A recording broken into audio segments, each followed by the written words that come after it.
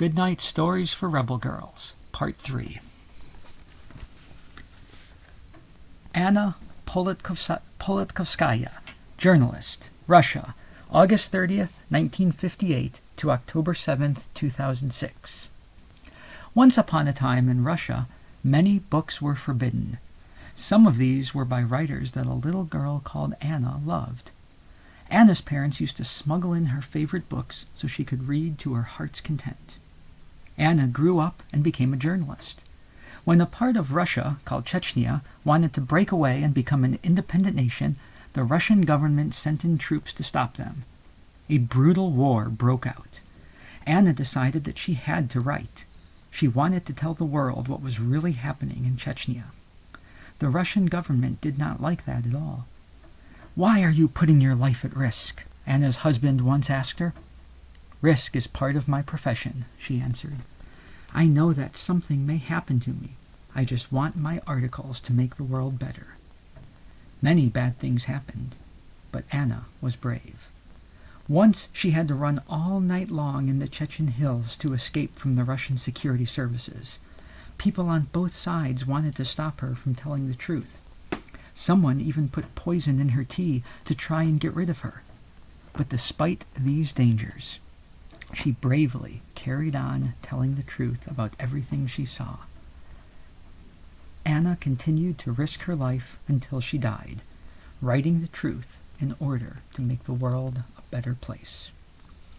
What matters is the information, not what you think about it. Anna Politkovskaya.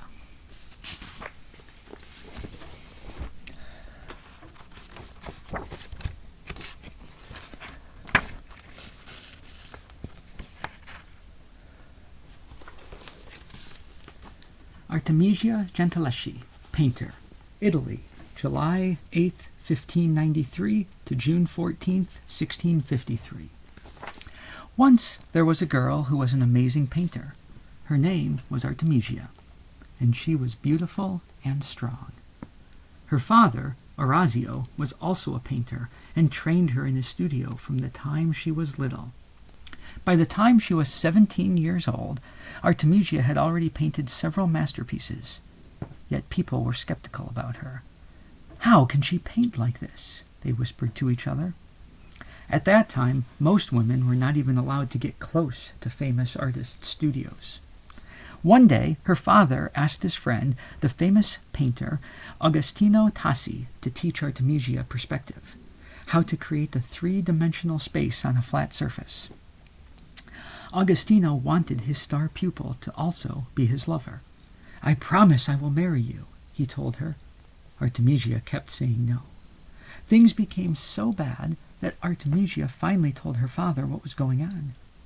Artemisia's father believed her, and even though Agostino was a powerful man and a dangerous enemy, Orazio took him to court. During the trial, Agostino denied doing anything wrong. Artemisia faced terrible pressure, but stuck to the truth and didn't give in. In the end, Agostino was found guilty. Today, Artemisia is considered one of the greatest painters of all time. As long as I live, I will have control over my being. Artemisia Gentileschi.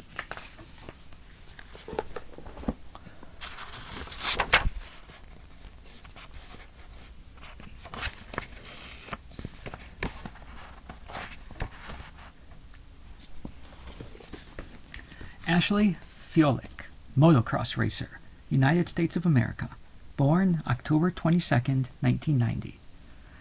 A little girl called Ashley was playing in the kitchen when some pans fell off the table with a massive crash. Ashley didn't even turn around. Her mom and dad decided to get her hearing tested. When the results came back, they found out that their daughter was deaf. They learned sign language and sent Ashley to camp with other deaf kids so she could learn from them and build up her self-confidence. Ashley's father and her grandfather loved motorcycles, so they gave her a Pee-wee motorbike when she was 3.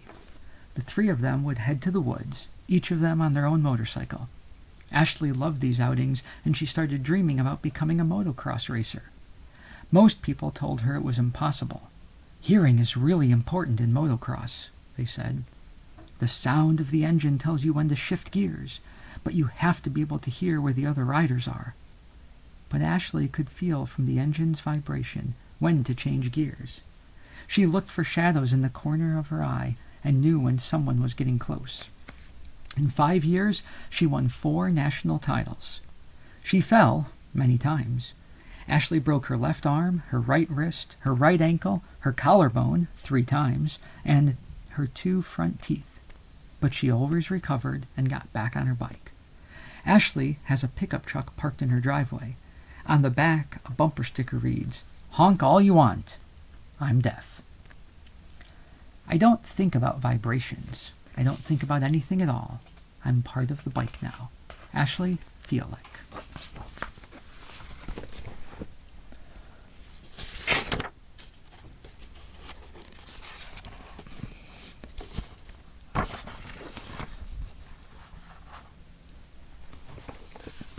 Astrid Lindgren, writer, Sweden, November 14th, 1907 to January 28th, 2002. Once there was a girl who lived on a farm with her big family. She would spend entire days roaming free in the fields with her brothers and sisters, but she also helped take care of the farm animals. Not just the small ones like chickens and ducks, even the big ones like cows and horses. Her name was Astrid, and she had quite a rebellious spirit. She was strong, brave, never scared of being alone, and she could do all sorts of things. Clean, cook, fix a bike, walk along rooftops, fight off bullies, make up fantastic stories. Sound familiar? Well, if you've ever read about another little girl who was strong, brave, and fearless, called Pippi Longstocking, you won't be surprised to learn that Astrid was the author of that brilliant book. When Pippi Longstocking was published, lots of adults disapproved. "Pippi is too rebellious," they said. "Our children will think being disobedient is okay." Children, on the other hand, absolutely loved it. Pippi didn't just say no without any reason. She showed young readers the importance of being independent while always caring for others. Today, Pippi Longstocking is one of the best-loved books in children's literature. Astrid went on to write and publish many more books, always depicting strong children in charge of their own adventures. So whenever you're in trouble for something you did, grab a copy of Pippi Longstocking. She will always be there to help you. Mischief isn't something you think up. It just happens. Astrid Lindgren. And those are our 4 amazing women for tonight. We will see you again tomorrow for 4 more great stories.